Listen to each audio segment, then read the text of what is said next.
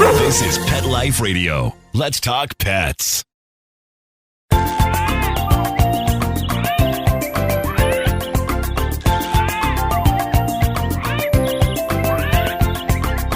Welcome to Bird's Eye View on Pet Life Radio.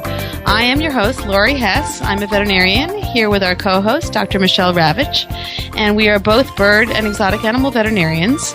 We work at the Veterinary Center for Birds and Exotics, an all-bird and exotic pet hospital in Bedford Hills, New York, and we're here today to talk to you about one of our favorite topics, birds. Right, Michelle? Yes, what we'll be talking about today mostly is bird preventative medicine and why it is important to bring your bird to the veterinarian just like you would with a dog or a cat. And that's a very, very important topic, and one topic we discuss all the time on a daily basis, something that is extremely important, and one of the topics that unfortunately most people don't even think about when they purchase a parrot or even have a parrot for a number of years or another type of bird. So we have quite a bit to tell you, and we are excited to get into the details of why you need to bring your bird to the vet for regular checkups, not just wait until he or she is sick. And so we're going to take just a minute or two of break, and we will be right back. Stay perched. We'll be soaring back right after these messages. What if you could protect the life of your cat with something so simple and affordable that you already use every day? Get ready for the evolution of kitty litter. It's Pretty Litter. Along with all the features you've come to expect from your kitty litter, Pretty Litter's patented and scientific formula will also monitor your cat's health and detect illnesses early while providing industry-leading odor control. 2 kitty litters, same cat, same price. But there's one important difference. Pretty Litter reacts to your cat's waste by detecting health issues simply by changing color. And the key is that Pretty Litter detects these issues before your cat shows symptoms of physical illness or pain, likely saving you major dollars in vet bills while protecting the health of your cat. What do you think, little guy? Ready to switch litter? Pretty Litter. Colorful insight into your cat's health. Go to prettylittercats.com/cat101 or use coupon code CAT101 to get 20% off your first subscription order.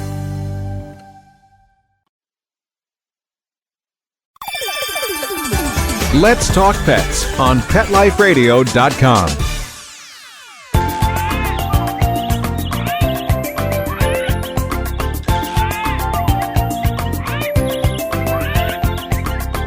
Welcome back to Bird's Eye View. I am Dr. Laurie Hess, here with Dr. Michelle Ravich. We are your hosts for the Bird's Eye View, and this is a show all about birds, one of our favorite topics.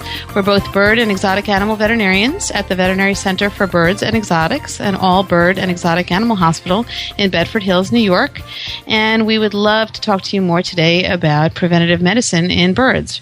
So, Dr. Ravich, would you explain to us what that means?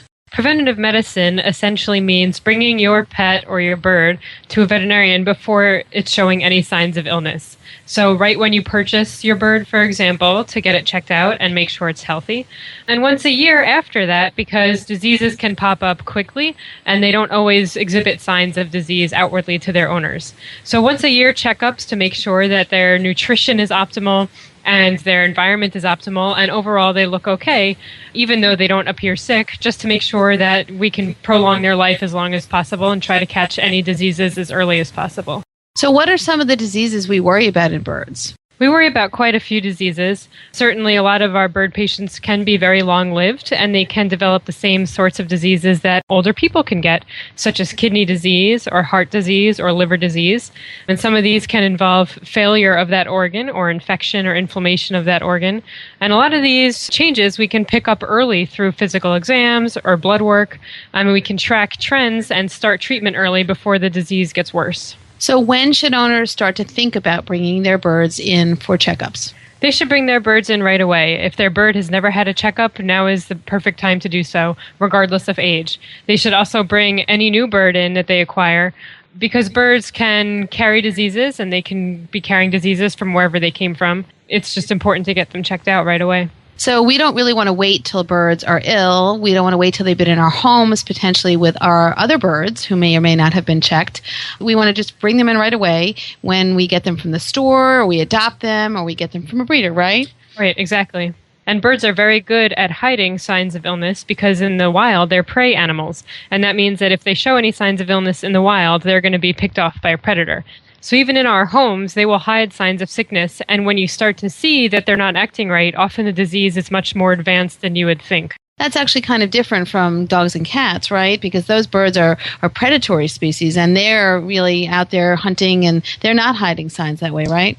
Right. And dogs and cats are almost more domesticated. You don't see those specific animals exactly in the wild, whereas the species of birds that we own, you can find them exactly as they are in the wild. And I think one of the problems we face that we see as bird veterinarians is that people may pet their cats and dogs. They take them out. They take them on walks. The dog or the cat may be sitting on the couch with them. But a lot of people really don't handle their birds as often or as much as they would a cat or a dog, so they might not notice if the bird is sick. Exactly. That's a very important point. Even if you're feeding your bird and it's eating slightly less than normal, that can be a sign that there's something else going on. So what are some of the signs beside that obvious one you just pointed out about appetite? The bird is eating less. That can be a problem sign. What are some of the other signs people might look for in their pet bird to know that there is a problem? Any bit of lethargy, the bird is sleeping more than normal, it's fluffed. When you feed it in the morning, it doesn't come right down to the food bowl, it keeps its head tucked under its wing. Any extra effort in breathing, which can look like a tail bob. Any change in voice, or they're quieter than normal, not as talkative. Really any subtle signs that's any different than the behavior they typically exhibit. And those are all really, really good ones. I would also add maybe a decrease in the number of droppings. Right. It's often hard to know exactly how much your bird is eating, particularly if they're eating a lot of seeds, which is not what we recommend. That's a whole nother topic. But you can look for the number of droppings in the cage, and if you don't see a large number of fresh droppings in a short period of time, you know that the bird probably isn't eating as much as he or she should. Exactly. Yeah. But we don't really want to wait till they're sick. So we want to bring them in. And what kind of things typically, maybe we can describe, do we do as part of our preventative medical workup? Mm-hmm. Well, as you mentioned before, seeds are not an optimal diet. And we go through nutrition very thoroughly because having a good nutrition is a good basis for lifelong health. We also typically, just like if you were to go to the doctor and the doctor hadn't seen you in a while, they'd want to look at your blood work. They'd want to draw some blood and analyze it. And we do the same thing for birds. We get baselines on all of their organ functions and their cholesterol level and their blood sugar level and all of the same things that's looked at in people. And we also check their stool. Their stool is a very good indicator of the bacterial population in their intestines. And if they have any abnormal bacteria or yeast, that indicates that something's going on. Exactly. And we do that on all birds, really. I mean, size is usually not a big limitation. We take blood from very, very small birds, as small as little budgerigars or parakeets, all the way up through the very, very large macaws. We probably see more parrots than anything else, but we also see chickens and ducks, other types of waterfowl, geese, peacocks, and really all of these birds, if they're kept in captivity, should have regular checkups to make sure that they're healthy. And we spend most of our time, as Dr. Ravich mentioned, educating people about diet and environment, and all the dietary recommendations that we make are really based on the species of the bird, sometimes on the age of the bird. A young growing bird may have a nutritional requirement that's very, very different from an older bird whose activity is less, or one that sits a little more sedentary than a very active young bird who's out all the time flying around. So we do recommend regular checkups and blood work and stool sample testing, and I think more than ever now we are looking at diseases that develop as birds age. And although we recommend checkups once a year for all birds and blood work at least every couple of years for young birds, we are recommending blood work every year for birds as they get older, since they do live quite old, and that's one of the things we're seeing. So could you mention a little bit about that, Dr. Ravich? Sure. As we were talking about, birds can carry certain infectious diseases for a while that may suddenly, as they age, decide to start causing a problem. And with some certain different types of blood work screening, we can pick up if those infectious diseases are causing a problem. And we may also pick up subtle elevations in kidney values or liver values. That's something we'd want to follow and look at the trends of, because if we can start treating them early, we can prevent horrible disease. Unfortunately, because a lot of people don't bring their birds to the vet regularly, we end up seeing a lot of birds where the disease is so progressed it's hard to treat them for anything. And it's very frustrating for us, and it's very frustrating for the owner, because the bird is so sick by the time it comes to see us, it's very hard to bring it around. Exactly. I mean, we really can prevent diseases like strokes to some degree. Birds get atherosclerosis or hardening of their arteries when they're on a high-fat, typically all-seed and nut diet. Just like people can. They'll survive. They'll get enough calories on those seeds and nuts, and certainly we can survive on junk food ourselves, but in the end they become nutritionally deficient, and they deposit a lot of cholesterol and fat in their arteries, which predisposes them to strokes and heart disease the same way as it does in people. And we've actually seen that quite a bit in some of the older parrot species that live a long time, like Amazon parrots are predisposed to becoming obese and getting fatty liver and all kinds of problems, high cholesterols. We treat those birds with many of the same drugs that are seen in people, Lipitor and some of the other fat and cholesterol-lowering drugs, triglyceride-lowering drugs. And as Dr. Ravich mentioned, we do see quite a bit of kidney disease, gout, in birds because a lot of birds, unfortunately, are still eating a seed diet, and seeds are very nutritionally deficient, particularly in vitamin A. Vitamin A is really important to birds' kidneys, the lining of the kidneys. And when they don't get enough vitamin A, the lining of the kidneys changes, and that white substance that normally appears in the urine, the uric acid, which is a solid waste product because birds conserve water. They pull water out of their stool and their urine to conserve water since they're flying around. That solid waste product, uric acid, plugs up in the kidneys and causes a lot of inflammation, a condition called gout. And as a result, they can go into kidney failure. So it's very, very important to have birds checked because if we note that early on, we can give them medications that can, extend their life and make the quality of their life better. But there are so many other things we want to get to, but we're going to take a little break right now. So please stay tuned, and we're going to get back to our really interesting topic about preventative medical treatment for birds. But just now, a word from our sponsors. Stay perched. We'll be soaring back right after these messages. Put on a perfectly possum pet party. Having an awesome birthday or adoption day celebration for your four-legged friend? Or just want a fun excuse to throw a fun party with your friends from the dog park? Deck out your party with Molly and Bandit Pet Party accessories. Party products designed specifically for pets. There are wearables, including adjustable pet party hats, bow ties, and tutus. The photo prop kits include funny glasses and hats. The party supplies and decorations include coordinating table covers, party banners, cake decorations, and treat bowls, cups, and bags. Everything you need to create great memories and Instagram-worthy photos. They're available in 2 colorful themes, tropical and fireman. It's a dog's life. Celebrate it with Molly and Bandit Pet Party at mollyandbanditpetparty.com/petlife. Let's talk pets Let's talk pets on Pet Life Radio. Pet Life Radio. PetLifeRadio.com.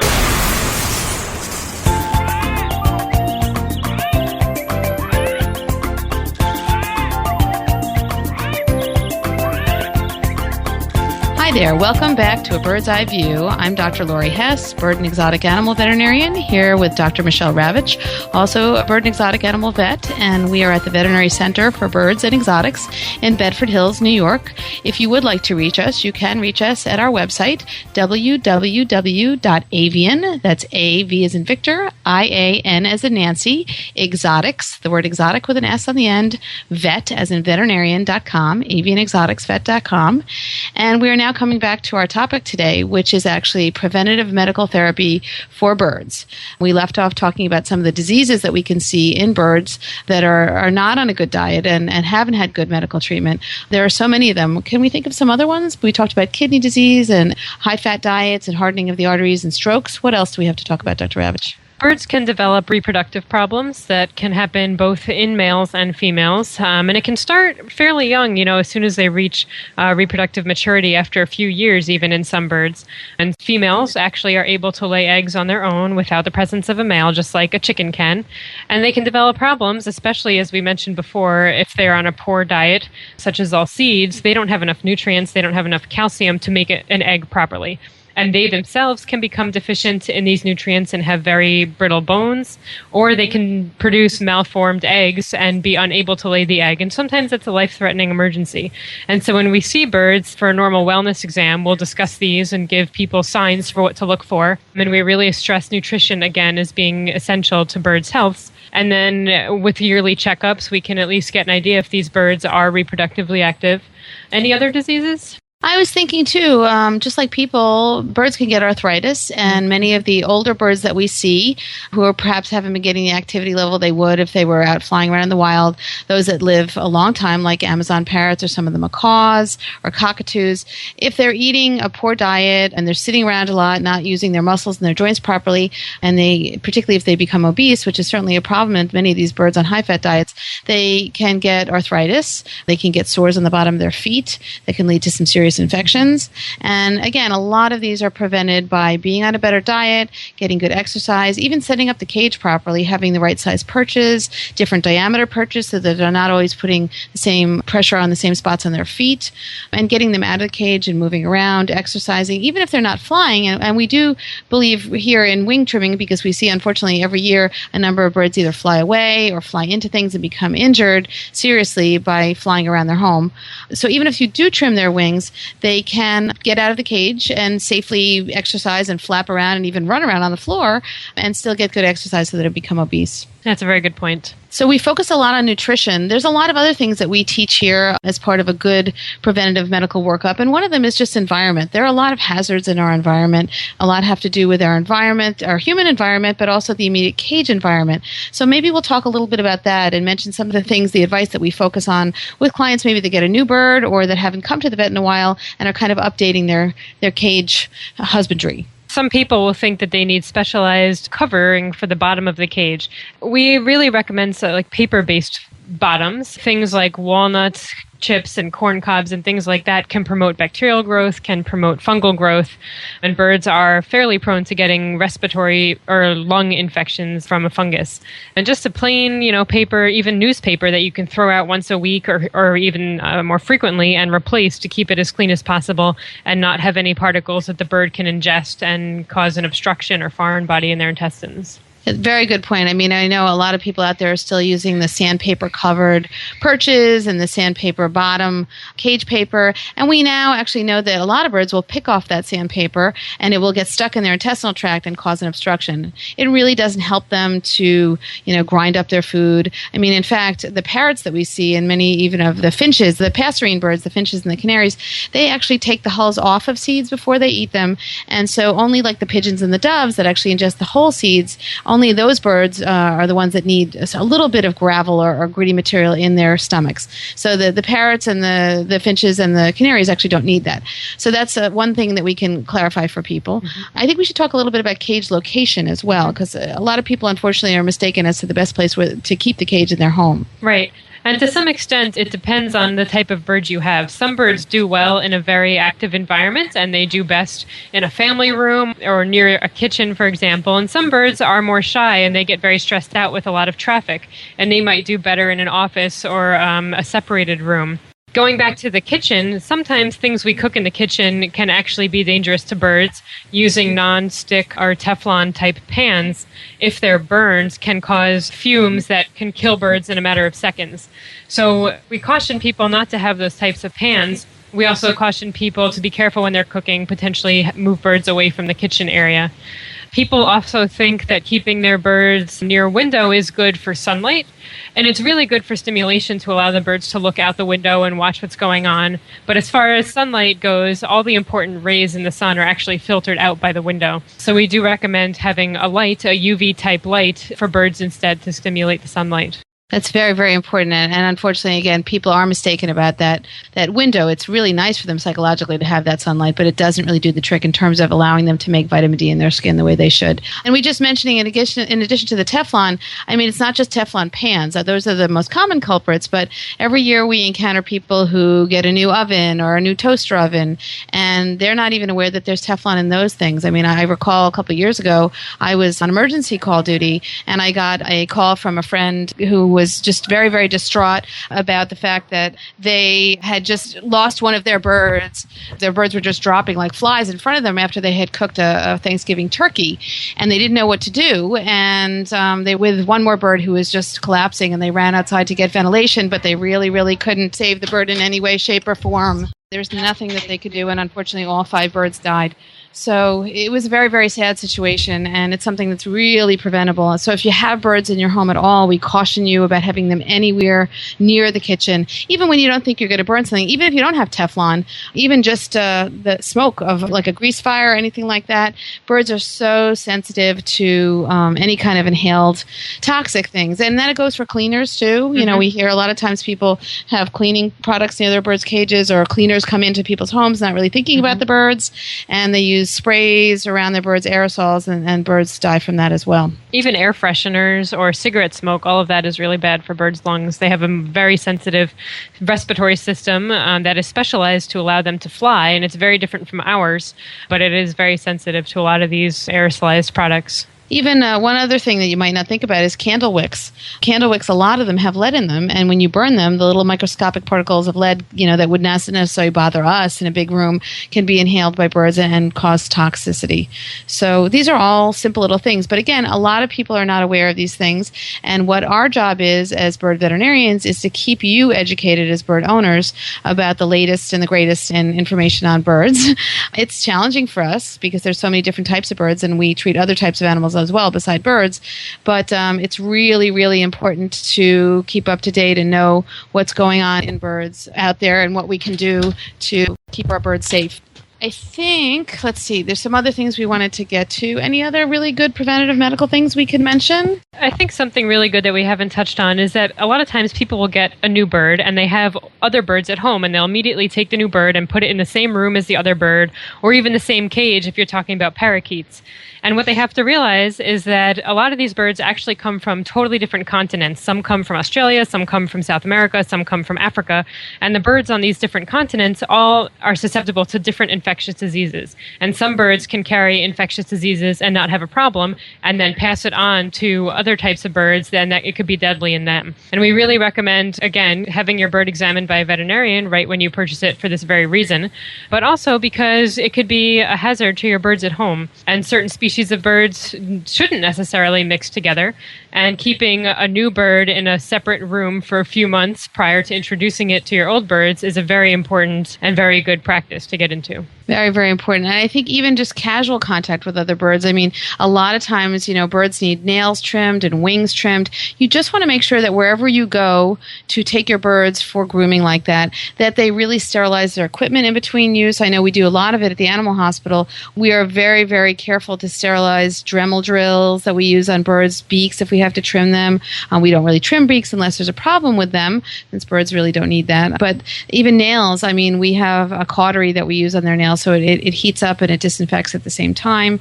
We really are very, very careful about that. And we caution people, when you go back to the bird store or you go to your friend's house, just make sure that you keep your birds' utensils just as you would if you were having a manicure yourself in the nail salon. Keep your stuff separate, your bird stuff separate from other birds.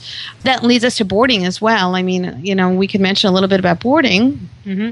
And from what I talked about previously with infectious disease and the fact that birds are very prone to getting respiratory infections that spread through the air, a lot of boarding places, you have to be very careful, because if your bird is going in for boarding, you don't know the history of any of the other birds there, and any bird could be carrying any sort of infectious disease. And it's important when you look for a boarding place that they do a careful screening of any boarding birds to do the best job they can to guarantee that the bird is healthy as possible. And not having birds breathe on other birds or in close contact with other birds is also very important. And that's one of the things we're very conscious of here at our animal hospital, the Veterinary Center for Birds and Exotics.